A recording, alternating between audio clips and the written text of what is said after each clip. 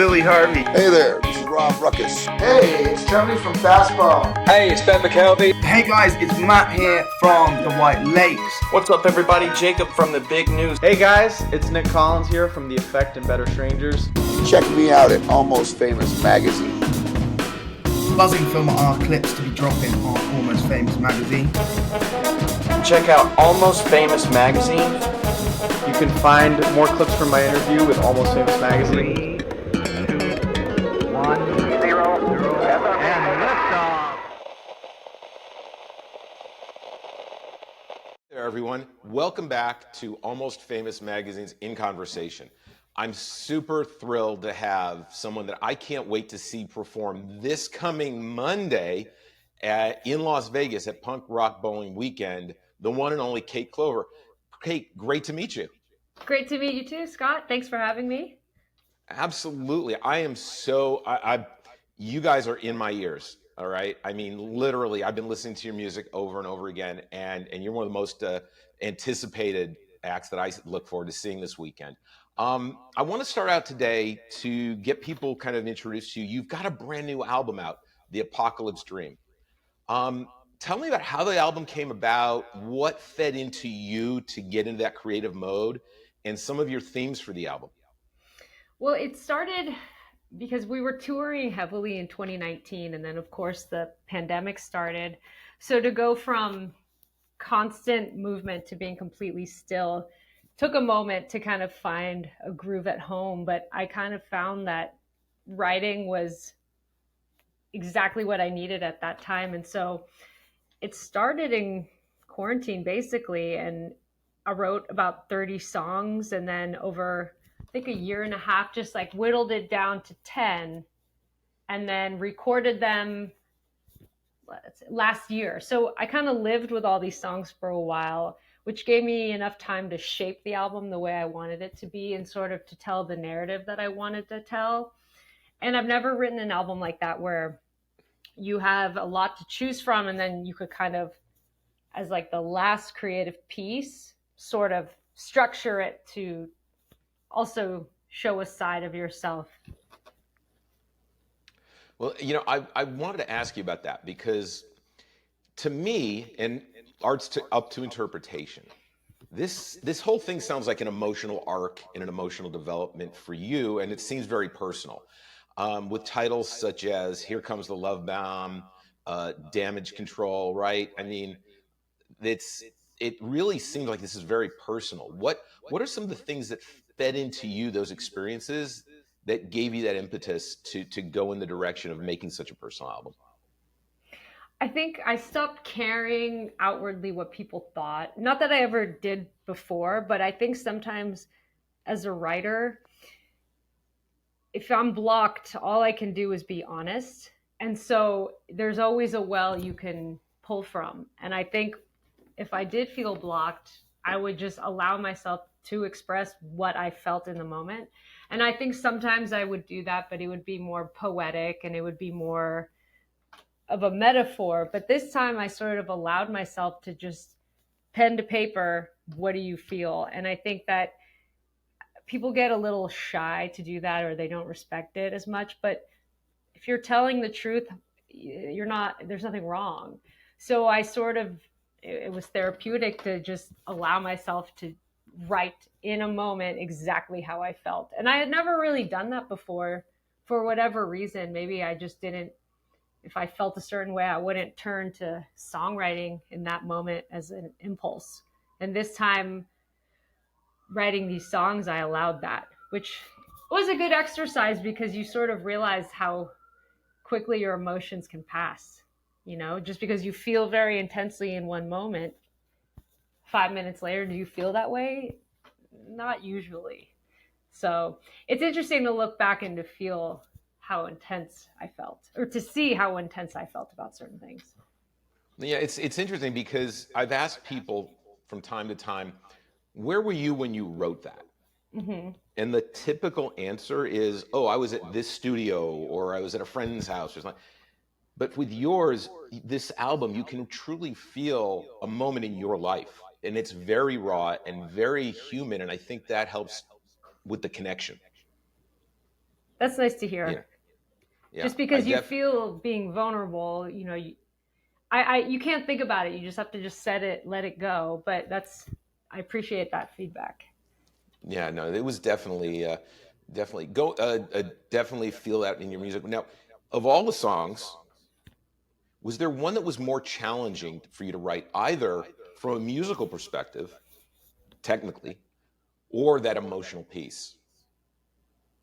I think Damage Control, because it was the first song that I wrote to myself, as strange as that sounds. But I think a lot of the times I will write with somebody else in mind.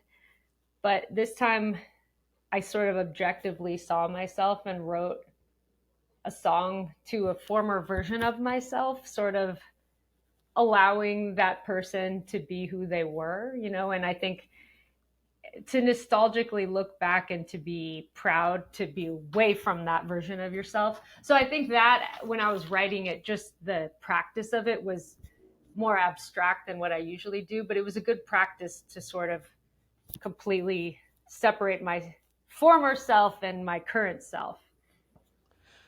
It sounded like definitely it was a great growth experience for you, for sure. It was. Now, do you have, and regardless of the singles and how you have those, because you may have a couple more stacked up in line, is there a favorite child on this album? One that you absolutely feel is kind of your baby? I feel like the first track, The Apocalypse Dream, is like a perfect encapsulation of everything that I like in my music. And that's something that sort of developed live. Like at first I was curious how it would feel playing, like how I would feel playing it live, but it just sort of pops out in the set. And I feel like right now that's my favorite child. But as my parents have told me, you can't choose your favorite child, but you sort of can tell which is your favorite.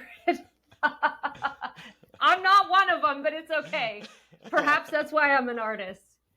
But I think that's something that evolves over time, because even getting feedback from the audience sort of changes your perception of a song as well. Like, I didn't want to put Damage Control in the set, and then people just kept asking for it.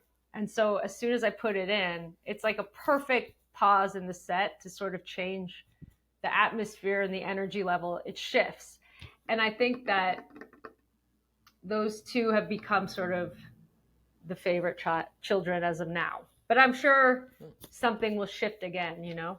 Music's all emotions, and all of that is interchangeable. So right now I'd say those two are my favorite. Yeah, no, it's all in all, it's a great album, but I think those tracks are definitely standouts for sure. Absolutely. Now I'm curious, some of your influences for your sound, because I love the vibe of your music. Thank you. You know, I grew up on, you know, late 70s punk and Britpop and ska and things like that. Who were some of the biggest influences on you when you were crafting your overall sound that you wanted to portray to other people? Well, it's interesting because for me, the reason why I like certain artists is because they sounded like nobody else. So to me, I'm very careful with sonic influences because, like I said, I think to find your own sound is the true test of an artist.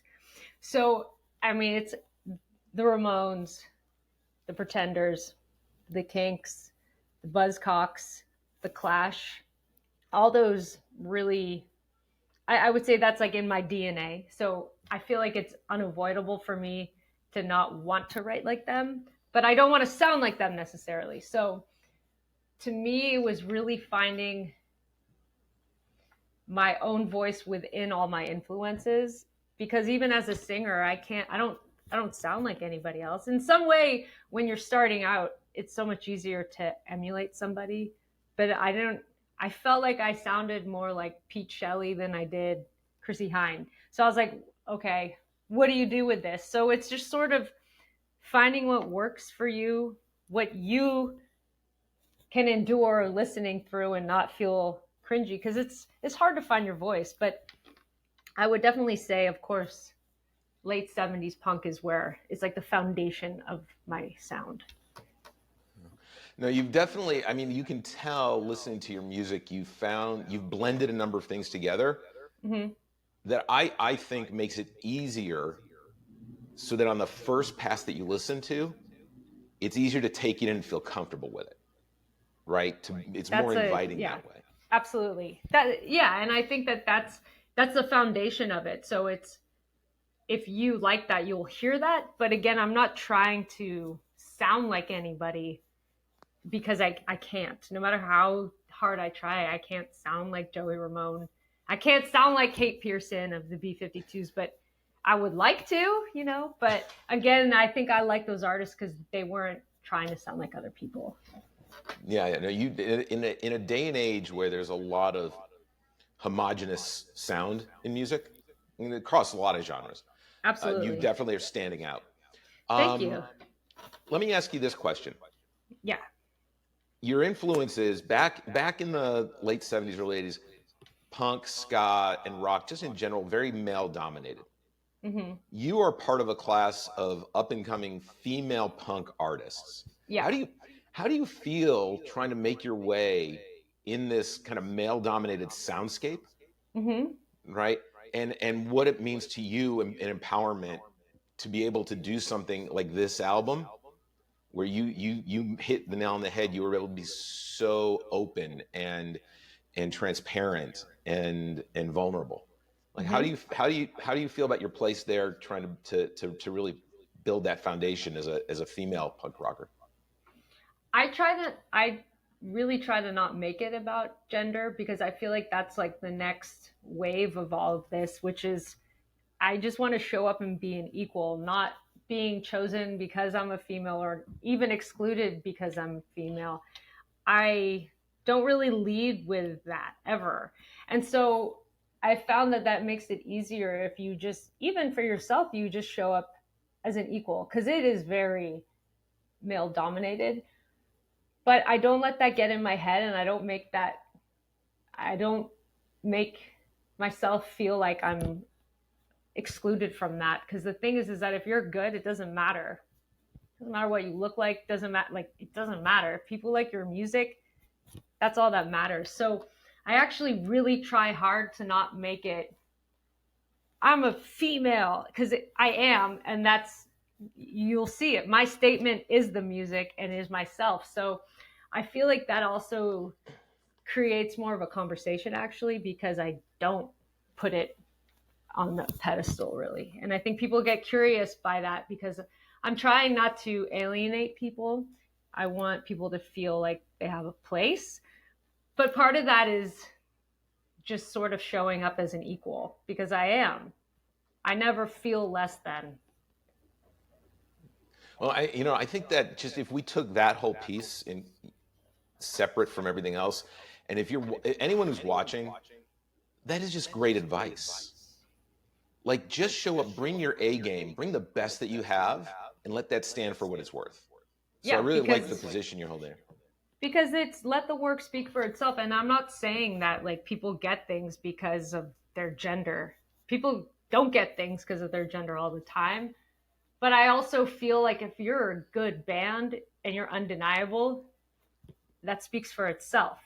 And so that's sort of that's how I was raised even, and even just how I believe a musician or a band should operate.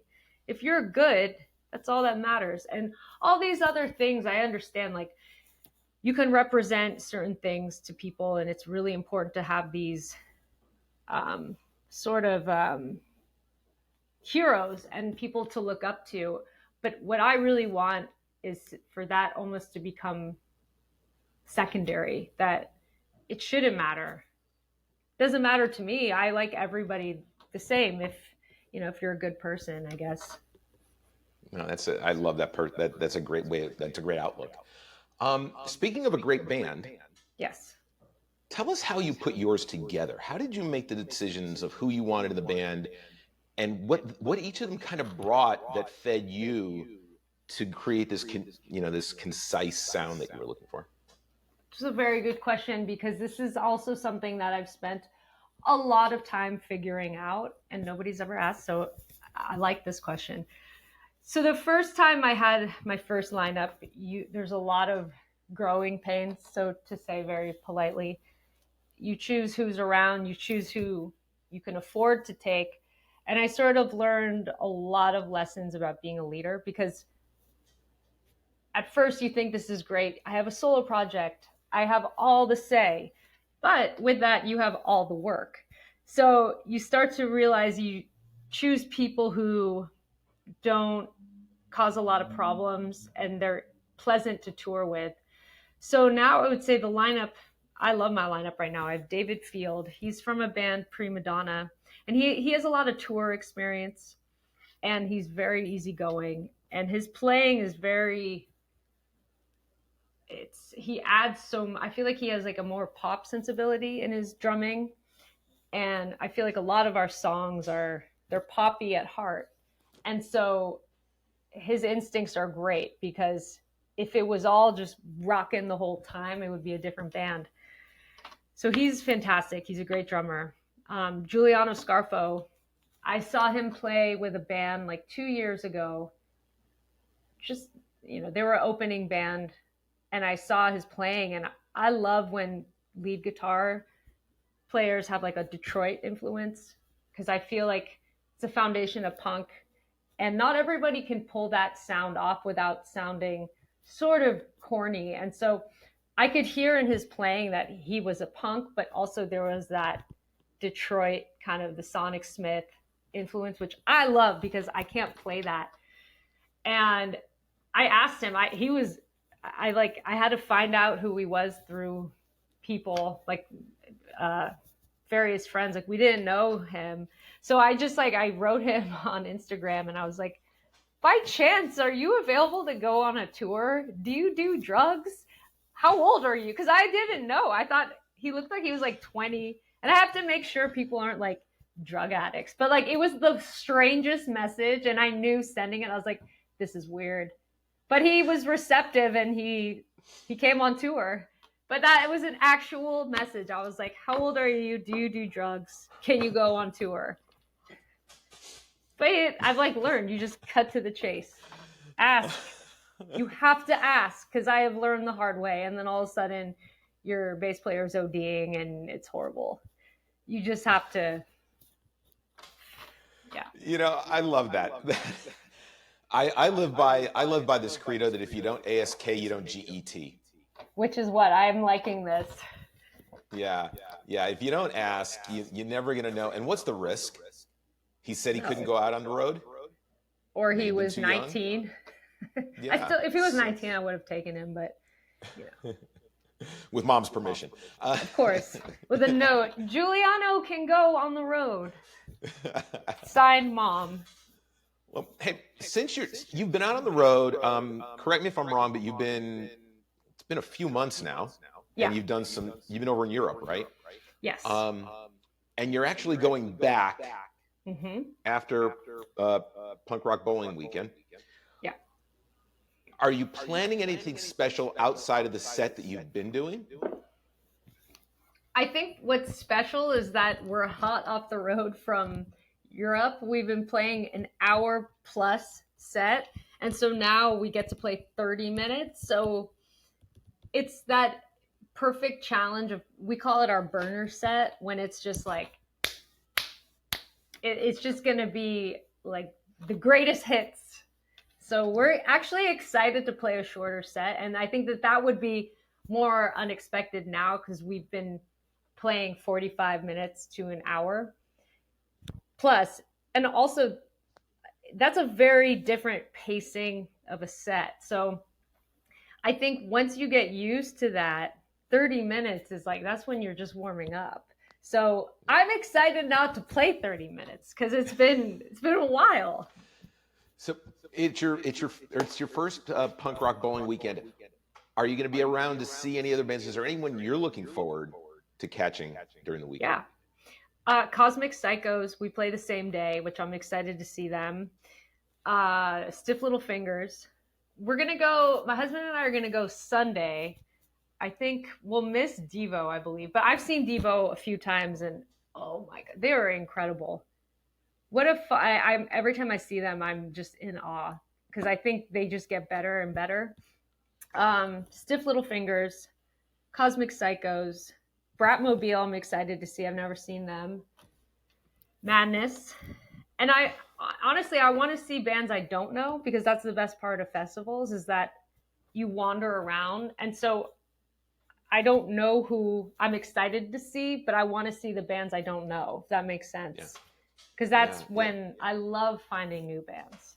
It's my favorite. No, absolutely, absolutely. Are you any plans to check out the Punk Rock Museum?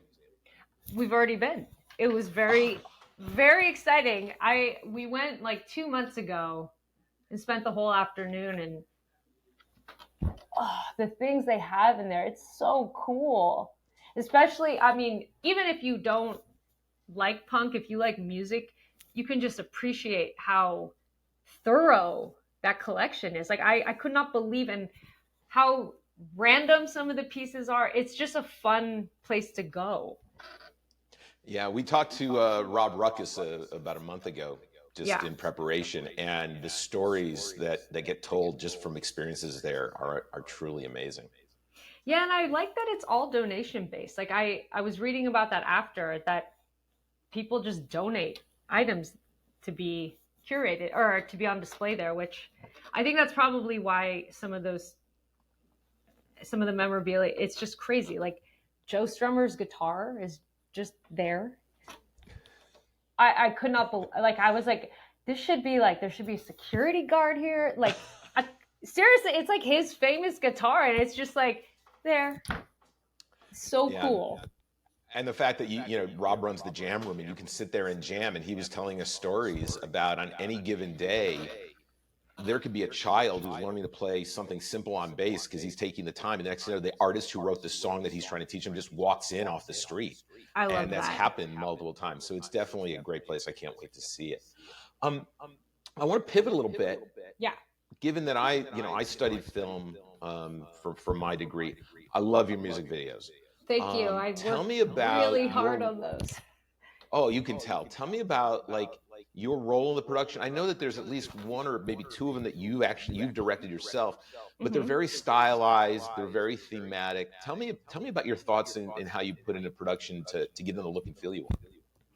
Well, I think the foundation of that again is my aesthetic, and also just the way in the same way that Devo creates their own world. Part of this project is that I wanted that. I wanted it to be sort of a surreal fantasy world. And I feel like if you have an opportunity to create that, you should. I take music videos probably too seriously, but again, it's an extension of the music. So to me, it's like the final piece. If you can represent it visually, why not do it as thorough and with as much care as recording? And for me, it's all self-taught. Like I grew up in Los Angeles and I was always around the film business. But my problem with film in general is that I have found, perhaps I'm wrong, a lot of the times it involves a lot of other people and that becomes very expensive. And I understand they are worth a certain amount of money. I understand that, but all the ideas I wanted to do were too expensive. So I just taught myself how to do everything. I learned After Effects. I learned Final Cut, and then Premiere Pro. Mm-hmm. I just taught myself because I realized if I know how to do this, I can bring everything to life even more. And so I'm very DIY with my videos. Like they look really high end, but like behind the scenes, it's all like, oh my God, it's like held together by bubble gum and safety pins. It's like, whatever, get the shot, you know? But I find that it's very important to visually represent your music because it also makes you stand out. And it's the way my brain thinks. Like I can't shut that off. So sometimes it's like, stop thinking about, but to me, I grew up in an era where in the 90s, it was like prime time for music videos. Like some of those music videos were as important as the music themselves, you know? So that was the era I grew up in. And so I take videos very seriously, creatively. And to think you've done a DIY and picked it up on your own. I went to film school. What was I thinking?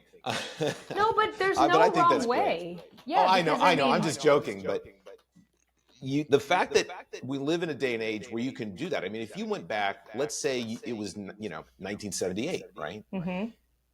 You don't have video. You don't have computerized editing. You've got to buy film. You got to shoot film, hope it's exposed properly. You got to send it out to the lab. Then you got to edit. I mean, there was so much more involved. And now someone like you who's building their career can have that kind of creative control by learning and figuring out how to do it themselves. I think is tremendous. It's one of the, it's like a blessing and a curse. Because the thing is like, if you know how to do it, then do it. But at the same time, like behind the scenes, it's hard. I mean, if you're in my life during the video times, it's a struggle. But at the same time, I think it's so important because really what's going to remain? It's like your music, your photos, and your music videos. So it's part of the legacy and your records. But it's sort of, it's a detail that I think what happens with musicians, and they often don't like their videos, it's because they lose control. I'm not a control freak, but the thing is that I know what I want. And again, like what I've found is that as soon as you shift into a different medium, film people are very by the book. And I respect that. It's like, well, we need this lighting person. We need this gaffer. We need this camera person. I'm like, cool, I'll do all of that. And they're like, what do you mean? And I understand that, but I just feel like, fuck it, just be DIY. And those are the directors I seek, are the ones that are just down.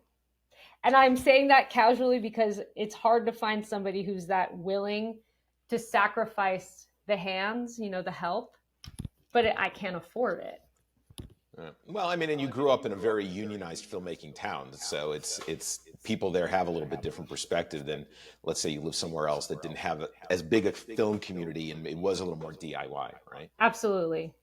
So, you hit on it. You grew up in LA, and it sounds, you said early on that quote you got from your parents. Growing up, I always like to find out: did you find music, or did music find you? And how did it ignite that spark in you? Well, from a young age, really young, like below 5, I knew, as silly as was, I was like, I'm a rocker. I didn't know even what that meant, but I knew that was like my genre. And I always felt cool when it came on. I always knew that was my musical path. I didn't know I would write music, but I always responded to music, and especially rock and roll. There was this cartoon show called Gem. I don't know if you remember Gem, but it was like a fictitious all-girl band, like rock band. Yeah. And that was like, I was like, wow, what is this? I thought it was so cool. But yeah, I think it connected with some part of me that I can't explain really, but I guess it found me. I wasn't introduced, like there was no influence other than that. It just felt like me. No, that's interesting. I mean, I like asking that question because you never know where it happens, right? Some people grow up in a house full of music, their parents are creative, and then some people, there's just this spark that ignites a flame that you can't ignore. One thing I like to learn from people is, what are you listening to? And of course, everyone should be listening to your music. So anybody out there watching, you need to pick up Kate's album. Purchase it, please. Yes. Purchase it. I'm all about the purchasing. But like, are there a few artists right now that are like your earworms that you're just digging, loving, enjoying, putting them on repeat, and why? Like 2 or 3 of them that we can share with everybody. There's so many good bands right now. I'd say off the top of my head, like even locally, there's this band called Tenement Rats. They're very punk.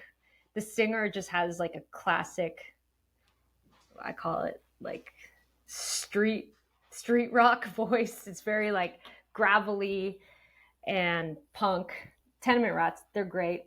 There's another band called Ingrates that they're Los Angeles based. Very good, sort of glammy, sort of punky, really catchy songs. Who else? Oh, the Whiffs. I saw them play. I kept hearing about them. I heard them online, but we played a festival with them in Spain. If you like power pop, they're incredible. Great vocals, great songs. I was completely blown away. And I see a lot of bands, and it's not that it's hard to like impress me, but it was just so good. And I respect a band that's when they're that good. The musicianship was just unreal. So the Whips, Tenement Rats, and Ingrates. No, that's great. That's great. After we wrap up on Monday, Yeah. and you get a short little break and you head back to Europe, any plans to tour in the States after that? Are we going to get a chance to see you here around the country?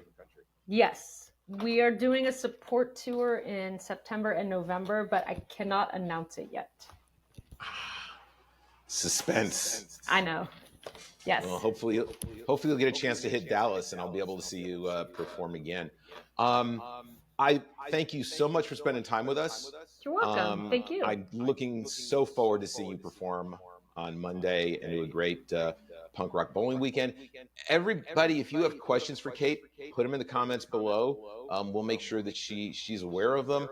Come back. We're going to come back from Punk Rock Bowling Weekend with a number of other artist interviews, and we keep bringing you conversations. Just kind of getting a feel for how people create these days and what music really means to people. So, Kate, I thank you for joining us today. Thank you, Scott. It was fun. All right. We'll see you this weekend. Bye-bye.